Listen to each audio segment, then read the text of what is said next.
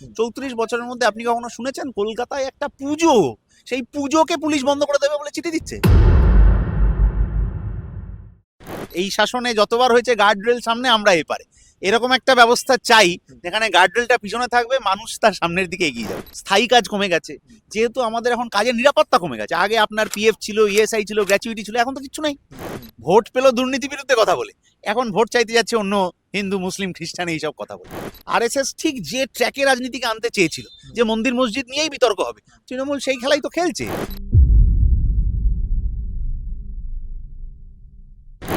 এই মুহূর্তে যার সঙ্গে রয়েছি কলতান, নামটা সবাই মোটামুটি জানেন। বেঙ্গল লিবার্টিতে আজকে প্রথম সাক্ষাৎকার। আমি যেখানে সাক্ষাৎকার নিচ্ছি তার ঠিক পেছনে কলকাতা পুলিশের গার্ডরেল। কতবার এই গার্ডরেল ভাঙা হয়েছে? এইটা যতবার অন্যায় হয়েছে ততবার ভেঙেছি। এখন তৃণমূল কতগুলো অন্যায় করেছে সেই লিস্ট সকলে জানেন। হ্যাঁ। সেই যতবার অন্যায় হয়েছে ততবার গার্ডরেল ভেঙেছি, ভবিষ্যতেও যতবার অন্যায় হবে ততবার ভাঙবো। খুব সিগনিফিকেন্ট কিন্তু পেছনে। গার্ডরেল পিছনে থাক, আমরা সামনের দিকে এগোই, এইটাই চাই। এই শাসনে যতবার হয়েছে গার্ডরেল সামনে আমরা এপারে, এরকম একটা ব্যবস্থা চাই যেখানে গার্ডরেলটা পিছনে থাকবে, মানুষ তার সামনের দিকে এগিয়ে যাবে। লাস্ট কবে ভাঙবে? আর জিকরের সময় বোধহয় কোনো একটা মুভমেন্ট, ওই সময় কিছু একটা এরকম হয়েছে, এখন আর হিসেব থাকে না ওইভাবে। মুভমেন্টটা থিতিয়ে গেল না কেমন মনে হচ্ছে? মুভমেন্ট থিতিয়ে গেল, সেটিং হলে তো মুভমেন্ট থিতিয়ে যাবেই। এই যে সিবিআই তদন্ত হবে ইত্যাদি হবে বলে এত হইচই হলো, সিবিআই সমস্ত তদন্ত করে দেবে, সব অপরাধীদের জেলে পাঠিয়ে দেবে, আরজি কর, সারদা নারদা, এটা ওটা। তো সিবিআই যদি কিছু করতে না পারে, মুভমেন্ট থিতিয়ে যাওয়ার জন্য যদি রাষ্ট্রযন্ত্রকে ব্যবহার করা হয়, তাহলে তো মুভমেন্টটাকে থিতিয়ে যাওয়াটা একটা পলিটিক্যাল ডিসিশনের মতো করেই আমাদের রাজ্যে হচ্ছে। শুধু আরজি কর কেন, আপনি সমস্ত মুভমেন্ট দেখুন, ওইভাবে থিতিয়ে দেওয়া হচ্ছে। কারণ মাথায় যারা আছে তারা চায় না এগুলোর তদন্ত হোক। সেটিং আপনি তো দিনের আলোর মতো স্পষ্ট। আমরা বামপন্থীরা যখন প্রথম সেটিং এর কথা বলেছিলাম, অনেকে বলেছিল যে তোমাদের এত তাড়াতাড়ি এসব বলাটা উচিত হচ্ছে না। কিন্তু সেই মানুষও কিন্তু আজকে বুঝতে পারছেন যে তৃণমূলের দুর্নীতির বিরুদ্ধে এত কথা বলে, এত গলা চড়িয়ে যে বিজেপি এত ভোট পেলো, আসলে কি আদৌ তারা তৃণমূলের দুর্নীতির বিরুদ্ধে কথা বলতে পারছে? গোলপোস্ট অন্যদিকে চেঞ্জ হয়ে গেল। দুর্নীতির গোলপোস্টে যে বিজেপি খেলা শুরু করেছিল যে তৃণমূলের বিরুদ্ধে আমরাই তো পারবো, আমরা সেন্ট্রাল গভর্নমেন্টে রয়েছি, গোলপোস্ট তো চেঞ্জ হয়ে গেল, মাঠ তো চেঞ্জ হয়ে গেল। তাহলে দুর্নীতি তো এখন চাপা পড়ে গেল, কেন গেল? এটাই তো আমরা বলতে চাই। কিন্তু বিজেপি বলছে যে সেটিংটা হচ্ছে তৃণমূল সঙ্গে বামেরা, তার কারণ হচ্ছে হিন্দু ভোটটা বামেরা কোথাও গিয়ে তৃণমূলকে সেফ রাখতে নিজেরা টেনে নিচ্ছে। বামেরা হিন্দু ভোট, মুসলিম ভোট, খ্রিস্টান ভোট এইভাবে তো দেখেনি কখনো। এইটা বিজেপি দেখা চালু করেছে, এবং আরএসএস এর শিক্ষা নিয়েই তো তৃণমূলের জন্ম। ফলে তৃণমূলও এইভাবেই দেখতে চালু করেছে। আমরা তো গরিব মানুষের ভোট, মধ্যবিত্ত মানুষের ভোট এইরকম ভাবে দেখে অভ্যস্ত। কারণ আপনি হিন্দু বলুন, মুসলিম বলুন, এই আজকে সন্ধেবেলা যখন আপনি বাজারে যাবেন ফুলকপি কিনতে, আপনাকে যা দাম নেবে সেই দাম কি তার চাষি ঠিক মতো পাচ্ছে? এবার আপনি যে বাড়তি দামে কিনছেন কিন্তু চাষি দাম পাচ্ছে না ঠিক মতো, ওই চাষি হিন্দু না মুসলিম ওটা তো আপনি জানেন না। তাহলে এই এই যে দৃষ্টিভঙ্গিটা বিজেপি এবং তৃণমূল মিলে সেট করেছে, এই সেট করার দৃষ্টিভঙ্গিটাই ভুল। যেটা আমি শুরুতে বললাম, মাঠ বদলে নিয়েছে।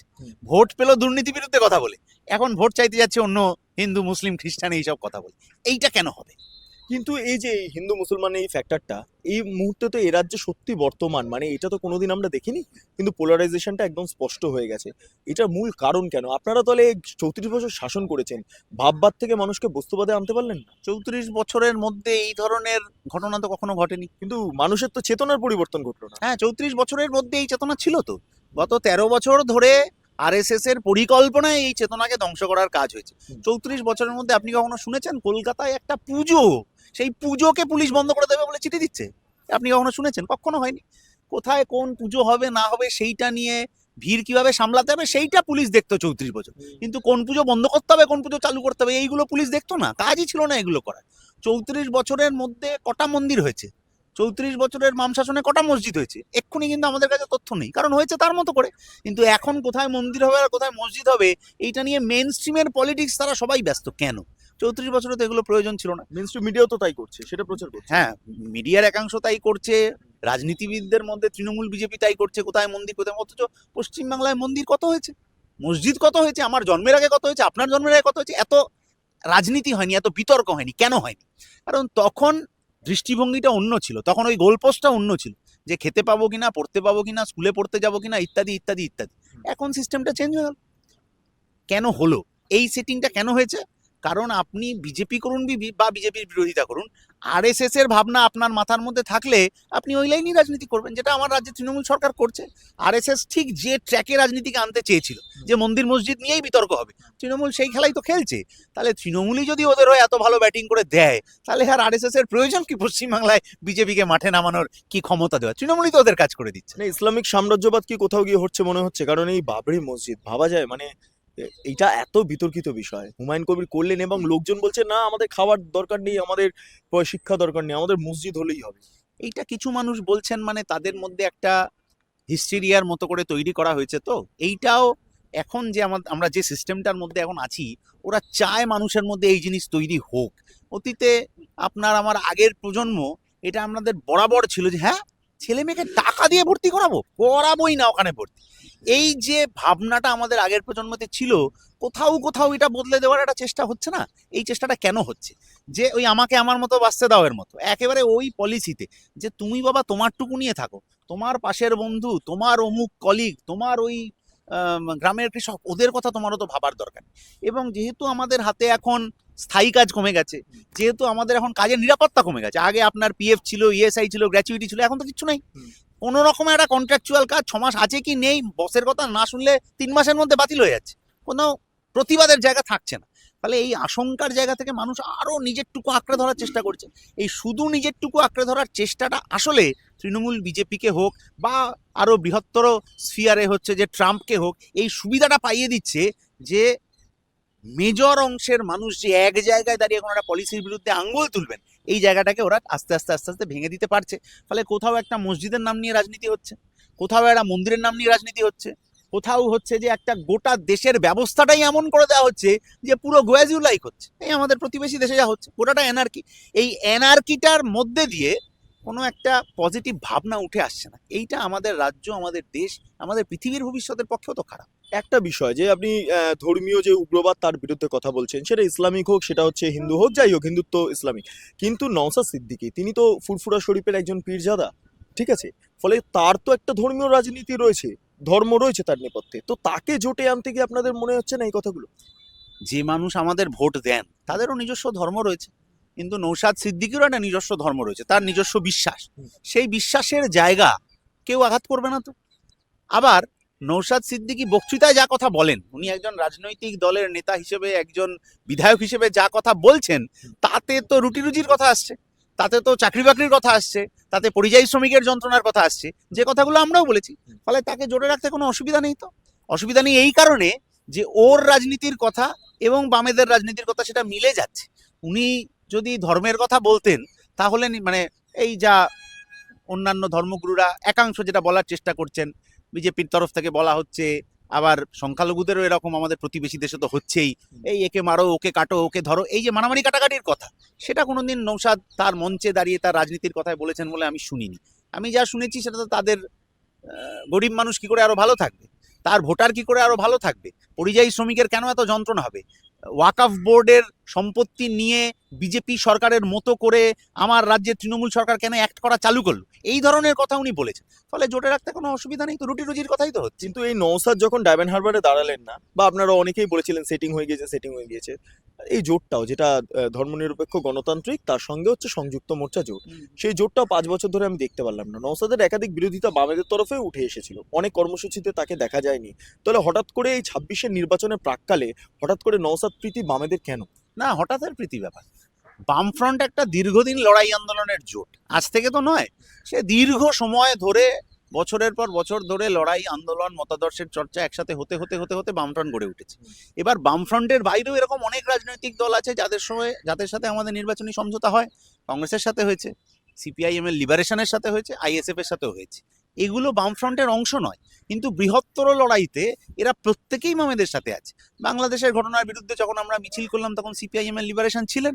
এরকম অতীতে আরো বহু ঘটনা হয়েছে, আরজি করের ঘটনা হোক, ইত্যাদি হোক, যেখানে কংগ্রেসের নেতারাও ছিলেন, আইএসএফ এর নেতারাও ছিলেন, লিবারেশনের নেতারাও ছিলেন।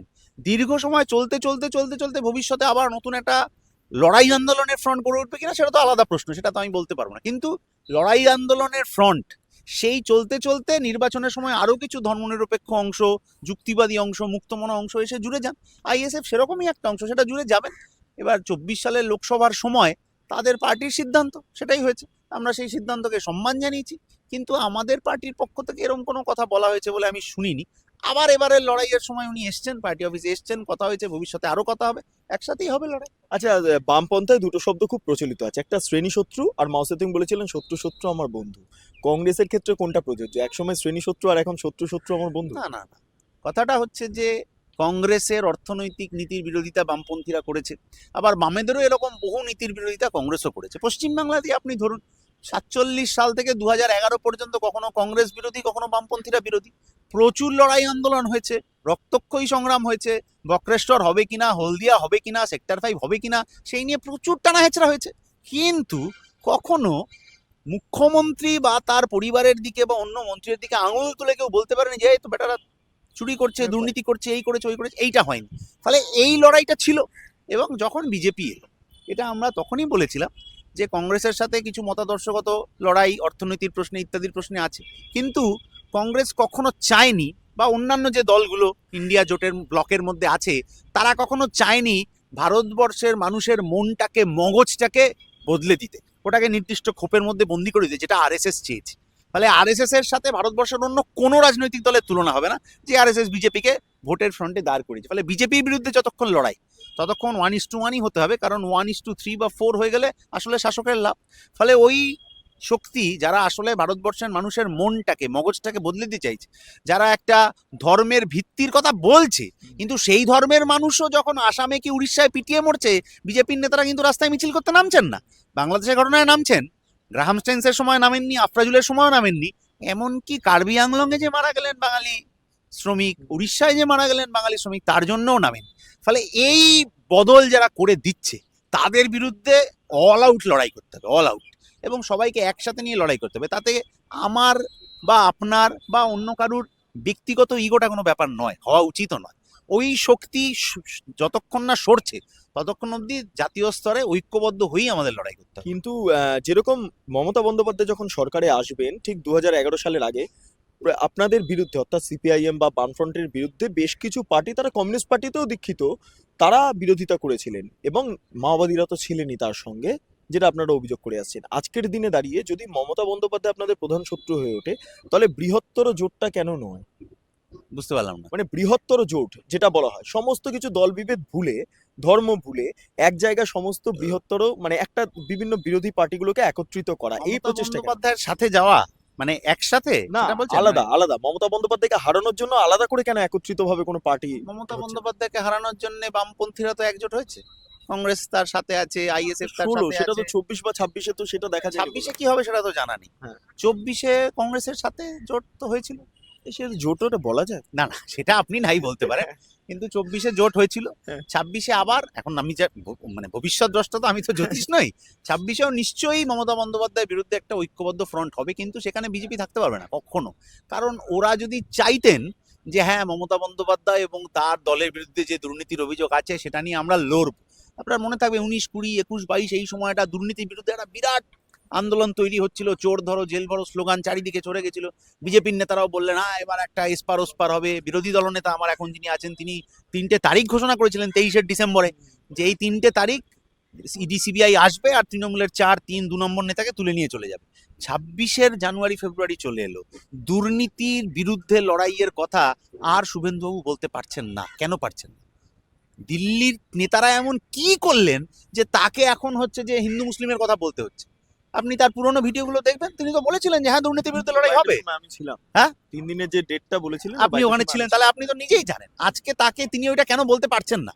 সাধারণ মানুষের পক্ষ থেকে তো আমরা এই প্রশ্নটাই করতে চাই যে বিজেপি মানুষের সমর্থন পেয়েছিল, দিনের আলোর মতো পরিষ্কার অনেক ভোট পেল।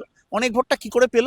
যে আমরা কেন্দ্রীয় সরকারে আছি, তৃণমূলের বিরুদ্ধে যদি লড়তে হয় তাহলে বামেরা নয় আমাদেরকে ভোট দিতে হবে। তাহলে তারা মানুষ তো ভোট দিলেন। আজকে কি অবস্থায় তারা দাঁড়ালো?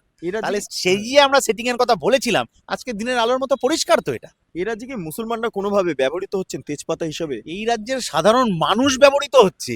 আপনি মতুয়াদের কথা বলুন, এসআইআর, এই এনআরসি, ওই সিএ এর সময় সার্টিফিকেট নিলেন টাকা দিয়ে, আবার এসআইআর এর সময় সার্টিফিকেট নিলেন টাকা দিয়ে। এখন কেন্দ্রীয় মন্ত্রী, আমার ভোটে নির্বাচিত কেন্দ্রীয় মন্ত্রী, দিল্লিতে গিয়ে মিটিং করে বলছে আমি অবৈধ, অথচ মন্ত্রী বৈধ। এটা কিরকম সিস্টেম হতে পারে বলুন তো? তাহলে এই যে মতুয়ারা, এই কোথাও রাজবংশীরা, এই কোথাও সংখ্যালঘু অংশের মানুষ, তারা এভাবে ব্যবহৃতই হতে থাকবেন? কেন হবেন?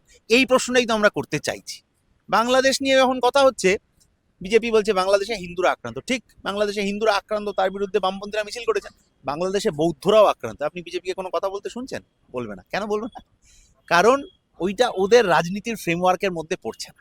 তাহলে হিন্দু হোক, বৌদ্ধ হোক, মুসলিম হোক, মতুয়া হোক, রাজবংশী হোক, আসলে মানুষ যে বিপর্যয়ের মধ্যে আছে এবং সেই বিপর্যয় থেকে আমাকে একটা বিকল্প হাজির করতে হবে, এই অন্য ধরনের বিকল্পটাই আমরা বামপন্থীরা বলার চেষ্টা করছি। মুর্শিদাবাদ মালদা, আমি শেষের দিকে চলে এসেছি। মুর্শিদাবাদ মালদা নিয়ে বিরাট এখন এই মুহূর্তে চর্চা। একদিকে বাবরি মসজিদ, অন্যদিকে মৌসম বেঞ্জিনুর আমি দেখলাম যে জয়েন করে গেলেন আবার ব্যাক টু নিজের প্যাভিলিয়ন। ফলে সবটা মিলিয়ে আপনাদেরও মুর্শিদাবাদ মালদাতে একটা প্রভাব একসময় ছিল, এখন কিরকম আছে আমার ঠিক জানা নেই, এটা আপনি বলতে পারবেন। ভোটে কতটা প্রভাব পড়তে পারে? আমরা তো চাই সর্বত্র এই প্রভাবটা পড়ুক। ধরুন এই যে মুর্শিদাবাদ, মালদায় মসজিদ হবে, হুমায়ুন কবির এখানে লড়বেন, ওখানে লড়বেন বলে চারিদিকে এত কথা। তো হুমায়ুন কবিরের যদি মানুষের জন্য এত কাজ করার ছিল, তাহলে ওখানে যে বিড়ি শ্রমিকরা, সর্বোচ্চ মাইনে তাদের মাসে 4,000 টাকা, নারী বিড়ি শ্রমিক হলে আরো কম, 2,000-2,500 টাকা, সংসার চলে? আমাদের আপনাদের সংসার চলবে এতে?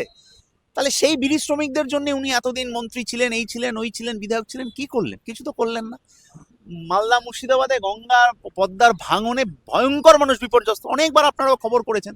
সেখানে ভূতনির চরে ডিওয়াইএফআই একটা পাঠশালা খুললো সুবোধ চৌধুরীর নামে, বিকল্প পাঠশালা, যেখানে ছেলেমেয়েরা এসে পড়াশোনা করবে। এইটা তো ওনাদের করার কথা ছিল। তাহলে এই বিকল্প আমরা হাজির করছি। আর মানুষ যখন নিজের জীবনের রুটি রুজির যন্ত্রণায় বিকল্প হিসেবে বামপন্থীদের পাচ্ছেন, আমরা অবশ্যই আশা করি এবার মালদা মুর্শিদাবাদ সহ অন্যত্র অবশ্যই ভালো ফলাফল হবে। আচ্ছা, এই এই খারাপ সময়ের মধ্যে বামেদের তো সত্যি খারাপ সময় যাচ্ছে, এটা অস্বীকার করে লাভ নেই। মানুষের খারাপ সময় যাচ্ছে, না, বামেদের মানুষের খারাপ সময় যাচ্ছে বলেই বামেদের খারাপ সময়। বামেরা যখন শক্তিশালী ছিল মানুষের খারাপ সময় যায়নি। এখন বামেদের খারাপ সময় মানে মানুষের খারাপ সময়। না, এই ক্ষেত্রে দাঁড়িয়ে মানে এত রক্ত গরমটা হচ্ছে কোথা থেকে? মানুষ যন্ত্রণায় আছে বলেই তো রক্ত গরম হয়। আপনি যদি নিজে খেতে না পাচ্ছেন, তাহলে তো আপনার রক্ত গরম হবেই। ওরা নানাভাবে হচ্ছে যে চাপা দেওয়ার চেষ্টা করছে, না বাবা হবে, বাবা তোর এইটা হবে, তোর ওইটা হবে, তোর সেইটা করে দেবো, ওইটা করে দেবো, কিন্তু হলো না তো কিছু।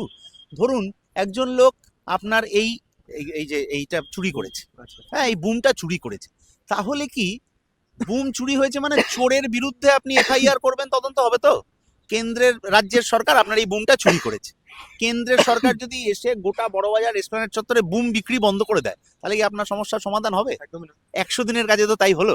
100 দিনের কাজে কারা চুরি করেছে সেটা গোটা বাংলার মানুষ জানে। বিজেপি বললো 100 দিনের কাজে টাকা বন্ধ, কেন্দ্রের সরকার বললো কেন? দুর্নীতিগ্রস্তদের ধরার কথা ছিল তো। সেন্ট্রাল টিম এলো, বড় বড় গাড়ি নিয়ে ঘুরলো, খাতায় প্যাডের নাম লিখলো, মিডিয়ায় খবর হলো, অনেক মিডিয়া খবর করেছেন, আপনারা করেছেন, অন্যরা করেছেন, যে কোন কোন দুর্নীতিগ্রস্তদের নাম উঠলো আর কি। একটা পঞ্চায়েত মেম্বারের বিরুদ্ধে কোচবিহার থেকে কাকদ্বীপ পর্যন্ত থানায় একটা ডায়েরি হলো না, কোনো দুর্নীতিগ্রস্তের তদন্ত হলো না। এখন আবার বিকাশ ভট্টাচার্য মামলা করে 100 দিনের কাজের টাকা চালু করে। ফলে মানুষ তো নিজের চোখের সামনে দেখছেন যে আরে বাবা আমি বিপদে পড়েছি, আমার টাকা ওরা চুরি করলো বলে আমার টাকাটাই বন্ধ হয়ে গেল। এই যে একটা বোঝাপড়ার সিস্টেম, যে কারুর কিছু হবে না, যেও বা জেলে যাবে, আবার কিছুদিন পর জামিনে চলে আসবে, সে একটু অন্যরকম একটু কথা বলবে, একটু অন্য ধরনের হালকা রসের কথা বলবে, যাতে তার দুর্নীতিগ্রস্ত ইমেজটা বদলে গিয়ে তার প্রেমিক সত্তা সামনে চলে আসে। ইমেজ বিল্ডিং এর চেষ্টা হবে ওইসব যারা সব আছে ভোট কনসালটেন্ট তাদের দিয়ে, আর মানুষ যে তিমিরে সেই তিমিরেই থাকবে। আমরা বলছি এইটা হবে না, মানুষের ওই যন্ত্রণার জায়গা থেকে বদলাতে হবে, সেই জন্য স্টিয়ারিংটাও বাদিকে ঘোরাতে হবে। আমার শেষ প্রশ্ন সেটা হলো, আপনি হার্ড লাইনের কমিউনিস্ট না সফট লাইনের কমিউনিস্ট? আমি কমিউনিস্ট হওয়ার চেষ্টায় আছি। গোটা জীবন, এখনো বহু জীবন পড়ে রয়েছে, আরো ঝড়ঝঞ্ঝার মধ্যে আমি এই রাস্তায় যদি যেতে পারি, তাহলে জীবনের শেষ দিন গিয়ে বলতে পারবো যে আমি কমিউনিস্টটা ঠিকঠাক হতে পেরেছি। তো হার্ড লাইনে বিশ্বাস করেন তো? মানুষের জন্য যে লাইন প্রয়োজন আমি সেই লাইনেই বিশ্বাস করি। বন্দুকের নল ক্ষমতার উৎস, এবং সেই নল, হ্যাঁ। তার পরের লাইনটা গুরুত্বপূর্ণ, হ্যাঁ। যে সেই নলকে নিয়ন্ত্রণ করতে হবে তার নির্দিষ্ট ফ্রেমের মধ্যে দিয়ে। কিন্তু সংশোধনবাদী ঝোঁকটা পার্টির মধ্যে দেখছেন না? কিরকম? ভোট গণতন্ত্র এটা তো একটা ফেবিয়ান মতবাদ, এটা তো আমাদের মার্ক্সবাদের বিরোধী। আমার না, কোথাও মার্ক্সবাদের বিরোধী বলে এটা তো আমার কোনো এরকম বইতে আমি পড়িনি। ভারতবর্ষের এখন আমাদের, আপনাকে পার্টি কর্মসূচি বিরাট ব্যাখ্যা দিতে হবে। এখন আমরা ভারতবর্ষে যে পরিস্থিতির মধ্যে আছি, ভারতবর্ষের মানুষের আস্থা এখনো এই ব্যবস্থার মধ্যে আছে। ফলে এই ব্যবস্থা থেকে সম্পূর্ণভাবে বিচ্ছিন্ন যারা হয়ে গেছিলেন, তাদের তো আপনি এখন ফলাফল দেখছেনই চোখের সামনে। তাদের পথটা ভুল ছিল, কিন্তু কেন্দ্রীয় সরকার যেভাবে করছে সেটা খুব ভালো হচ্ছে না। যাই হোক, কিন্তু এই গোটা ব্যবস্থা থেকে ছেড়ে চলে যাওয়াটা এটা সঠিক নয় বলেই আমাদের পার্টি এখনো বিশ্বাস করে, আমিও তাই বিশ্বাস করি। তাহলে এই ব্যবস্থার মধ্যে থেকে এই ব্যবস্থাটাকে যারা ঘুণ ধরিয়ে দিচ্ছে, যারা নোংরা করে দিচ্ছে এই ব্যবস্থাটাকে, তাদের ক্লিনজিং এর ব্যবস্থা করার জন্যই আমাদের লড়াই। আমার সঙ্গে ছিলেন কলতান দাশগুপ্ত, এবং তার সঙ্গে যা কথা বললাম সম্ভবত ইন্ডিপেন্ডেন্ট মিডিয়া হিসেবে ভালো লেগেছে ইন্টারভিউটা। খুবই ভালো, ভালো লেগেছে তো? খুবই ভালো। আমি এখনো পর্যন্ত পেছনে গার্ডরেলটা দেখতে পাচ্ছি, দেখবো কলতান আবার পরবর্তীকালে হার্ডলাইনার হিসেবে কি করে এই ব্যারিকেড ভাঙে। তবে যারা আপনারা রয়েছেন, কলতান যা বললেন তা কমেন্ট সেকশনে জানান যে আপনাদের কি মতামত। আপনারা এতক্ষণ ধরে দেখছিলেন বেঙ্গল লিবার্টি। চ্যানেলটি ভালো লাগলে লাইক করুন, সাবস্ক্রাইব করুন, শেয়ার করুন, বেল আইকন ক্লিক করুন, www.bengalliberty.com, সেখানে ক্লিক করুন। সমস্ত খবর আপনাদের জন্য সাজানো রয়েছে স্বাধীন, কাঁচিহীন এবং গেরিলা সাংবাদিকতার পাশে দাঁড়ান। অসংখ্য ধন্যবাদ।